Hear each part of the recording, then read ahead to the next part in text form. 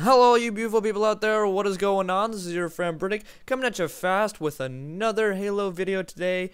But today, we're going to be talking about, one, this game, and two, first-person shooters in general. Now, this is a very, very good game I had of regular, or actually, Slayer BR. I did play a game of regular Slayer, but this was Slayer BR on the map Lockdown. And I actually do incredibly well. I do really well. This is my best game that I've had yet on this game, and I'm really, really proud of it. I just do really, really well, and hopefully you guys will enjoy that. But today's topic actually involves reviewing this game, Master Chief Collection, as well as talking about first-person shooters in general. So real quick, for a review, Master Chief Collection is a good, bad, it's great, okay? And I'm going to go over the apparent bugs and glitches in the game, but for the most part, the actual game itself is great. The fact that there's 4 campaigns in one game, the fact that there's 4 different multiplayer engines in one game, it's just the biggest bang for your buck this year. I mean, all for $60 basically, and it's damn right worth it. You get 40 plus campaign missions and over 100 multiplayer maps. Just when thinking about it, monetarily wise, then it's just it's the best deal of the year basically. But it's still good old Halo. Halo 2, Halo 3 are still as addicting as ever when it comes to the multiplayer, and same old Halo 4, and actually original Halo as well is involved, which is really cool, especially for people like me who never got a chance to play the original Halo, and I really, really enjoy that. So it's really, really good when it comes to that, and the actual gameplay is very smooth, very good, very balanced, obviously just like it was all those years ago when the original Halos came out. All the games are still the same way they are and the same way they're supposed to be. The connection's good, everything's good. The only thing that's wrong, there's one main thing that's wrong, and I think that's what a lot of people are complaining about, is the matchmaking and how slow the matchmaking is. Even though after 343 quote-unquote patched it, the matchmaking is still really, really slow and not what everyone expected it to be. So that was that's still unfortunate. Hopefully they're going to patch that soon, because it does take a long time to find a game when it really just shouldn't. It shouldn't ever take that long to find a game like it does in the Master Chief Collection. And I think that's the biggest issue. That's why a lot of people aren't liking it. But as a game, it's very, very, very good. We just have to see how 343 Industries supports it. And we have to see if it supports it and actually listens to the community and it's like, yo, patch your shit, man. And he's like, okay. Alright, I got you, and he'll patch it. But if not, then, well, shit. And that'll just be annoying. But overall, as a game, it's really, really, really good. It's a good game. It's Halo. It can't be bad. It's Halo. It's Halo 2. Halo 3 definitely cannot be bad. Halo 4 is questionable, and Halo 1 is pretty old, so a lot of the stuff that we wanted in multiplayer isn't there yet.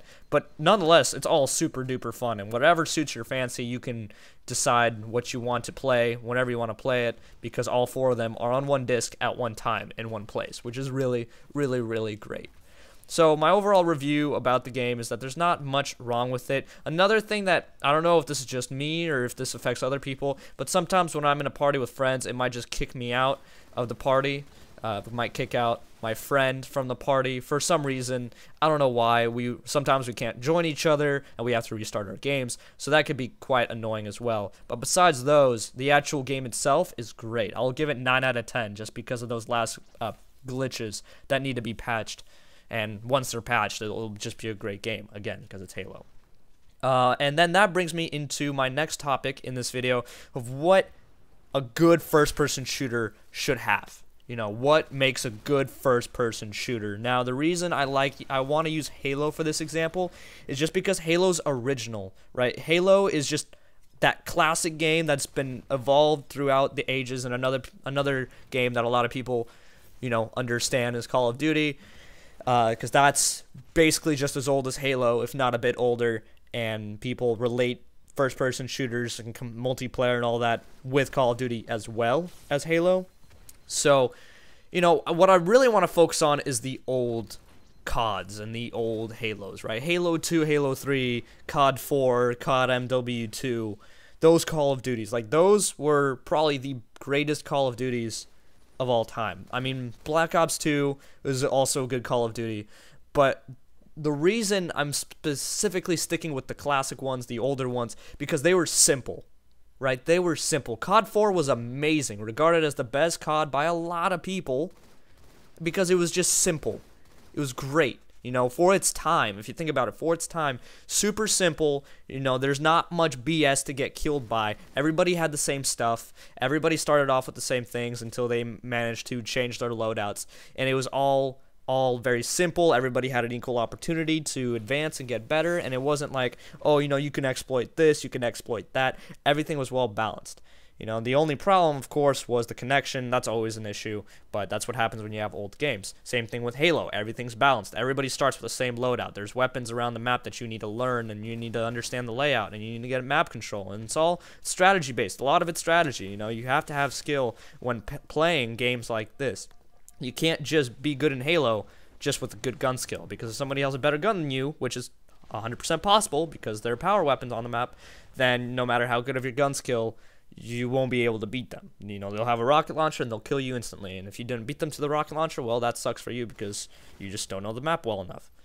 And, you know, with all the new games, like Advanced Warfare, for example, it just got really complicated. You know, there's all these new mechanics, there's all the score streaks, weapon variants, just a lot of different stuff. The Call of Duty gets more and more complicated every year, and I want to transition over to COD because I've had more experience with Call of Duty throughout my lifetime rather than Halo, and I just want to say that, you know, COD, it's just, it's still okay. You know, it's not, some people absolutely gave up on it, some people are still with it, some people are on the verge, and, you know, to be honest, at the moment, the way Advanced Warfare is set up with the unbalanced weaponry and the poor connections and the poor spawns, I don't know how much longer I'll be sticking with it, but hopefully it will be patched by the new year, hopefully. But anyway, what do you need to see in a first-person shooter? You need to see that balance. You know, everybody has the same chance, everybody has the same opportunity, everybody has the same what am I working for? I guess opportunity to get better. You know, everybody can be equal. Everybody can grow together. You know, it's not like there's a massive skill gap. There's a very close skill gap. But to achieve that skill gap, you need to learn the game in a way that people just don't even think about learning it. And that's what happens when you play simple games, simple first-person shooters, because everything seems so simple, but then you can actually find these strategies to make the simple game complex, and I think that's the beauty behind it, at least behind the original CODs and Halos. I'm not including 343's Halos, and I'm not including Reach when I say original, by the way. I mean Halo 1, 2, and 3. And not even 1 that much, because, you know, it's the beginning of multiplayer. Same thing like I'm excluding CODs 1 through 3. But, you know, that's just it. Like, have good support by the community because it's a well-balanced game. That's the number one thing, is balance. You know, besides the obvious ones like connection, you need to have balance. Balance is super, super important. Because, you know, if somebody feels like, if a noob feels like he's getting wrecked because he sucks, well, he can't be getting wrecked and rage quit. He needs to get wrecked and learn from his mistakes and just get better from them. And I think that COD, you know, at least the newer ones, when people die, they just give up on it and they just leave and they said, oh, this game sucks, rather than being like, oh, we suck.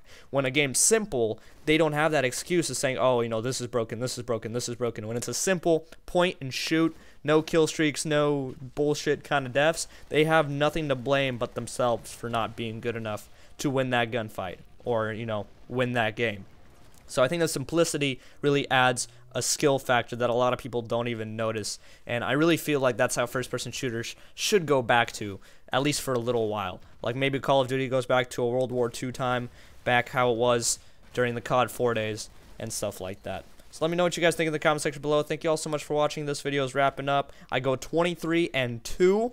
23-2. Get the Running Riot medal, the spectacular medal. I was really happy about that, if you couldn't tell already, and that's about it. Thank you guys so much for watching. As always, have a wonderful day.